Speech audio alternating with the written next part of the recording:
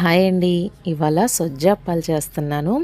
ఒక్క కప్పు బొంబాయి రవ్వ, చిన్న కప్పు బొంబాయి రవ్వతో ఎన్ని అప్పాలయినాయో చూసారా? చాలా ఈజీగా చేసుకోవచ్చు. ఫస్ట్ ఒక గిన్నె పెట్టుకొని ఒక కప్పు పాలు తీసుకోవాలి. ఏ కప్పుతో అయితే పాలు తీసుకున్నామో అదే కప్పులతో 2 కప్పులు నీళ్లు తీసుకోవాలండి. దీన్ని మనం పాలని కాగబెట్టాలన్నమాట. దీన్ని వేరే స్టవ్ మీద పెట్టుకొని పాలు మరిగించుకుంటున్నాను. ఇప్పుడు ఈ స్టవ్ మీద ఒక కడాయి పెట్టుకొని కొంచెం నెయ్యి వేసుకొని ఒక కప్పు బొంబాయి రవ్వ వేసి దోరగా వేయించుకోవాలి. ఈ బొంబాయి రవ్వ చక్కగా దోరగా వేగుతుండగా నాకు ఇక్కడ పాలు కూడా చక్కగా కాగిపోయినాయండి. స్టవ్ ఆఫ్ చేసేసుకుంటున్నాను. ఈ వేయించుకున్న బొంబాయి రవ్వలో ఒక కప్పు పంచదార వేసుకోవాలి. మనం ఏ కప్పుతో అయితే పాలు తీసుకున్నామో అదే కప్పు కొలతకు పెట్టుకొని అన్నీ అదే కప్పుతో కొలుచుకోండి. ఈ రవ్వ పంచదార బాగా కలుపుకొని ఇందులో కాగబెట్టిన పాలు కొద్ది కొద్దిగా వేసుకుంటూ కలుపుకోవాలి. లేకపోతే ఒక్కసారిగా వేస్తే అది గడ్డలు కట్టేస్తుంది అనమాట బొంబాయి రవ్వ అంతా. మీ స్లో ఫ్లేమ్లో పెట్టుకొని చక్కగా కలుపుకుంటూ ఉంటే ఇది చక్కగా చిక్కబడుతూ ఒక హల్వా లాగా తయారవుతుందండి. ఈ విధంగా తిప్పుకుంటూ కలుపుకోండి. చూసారా, చూడటానికి ఇట్లా ఉంది కానీ ఇది చక్కగా ఉడికిపోయిందండి. దీన్ని చల్లారబెట్టుకుంటే కనుక ఇది గట్టి పడిపోతుంది అనమాట. దీన్ని చల్లారబెట్టుకోవాలి.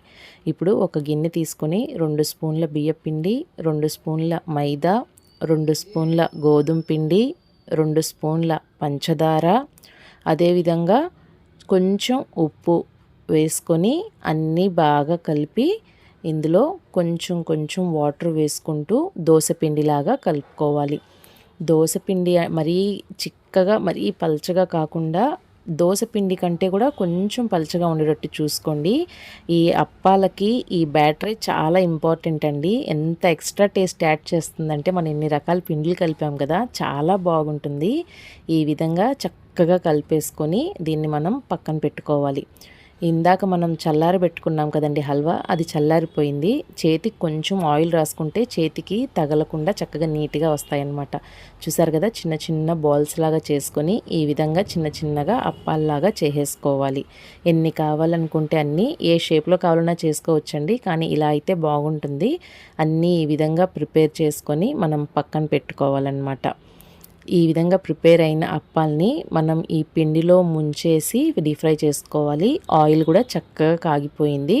ఈ పిండిని ఒక్కసారిగా బాగా కలుపుకొని అందులో ఇది ఒక్కొక్కటిగా డిప్ చేస్తూ ఇందులో వేసి డీప్ ఫ్రై చేసుకోవాలి. పైన క్రిస్పీగా లోపల సాఫ్ట్గా ఎంత బాగుంటాయోనండి. తినే కొద్దీ తినాలనిపిస్తుంది.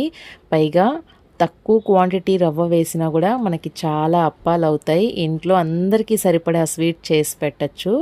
చాలా ఈజీ, తక్కువ ఖర్చుతో ఎక్కువ క్వాంటిటీలో కూడా అవుతాయి. ప్రాసెస్ కూడా చాలా ఈజీ. వంట రాని వాళ్ళు కూడా చక్కగా చేసుకోవచ్చండి. టేస్ట్ అయితే అద్భుతంగా ఉంది. చూసారు కదా, గోల్డెన్ బ్రౌన్ కలర్ వచ్చే వరకు చక్కగా వేయించేసుకొని ఈ విధంగా తీసి మనం పక్కన పెట్టేసుకోవాలి.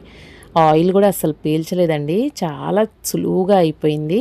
చాలా మస్ట్ ట్రై రెసిపీ అని చెప్తాను నేనైతే.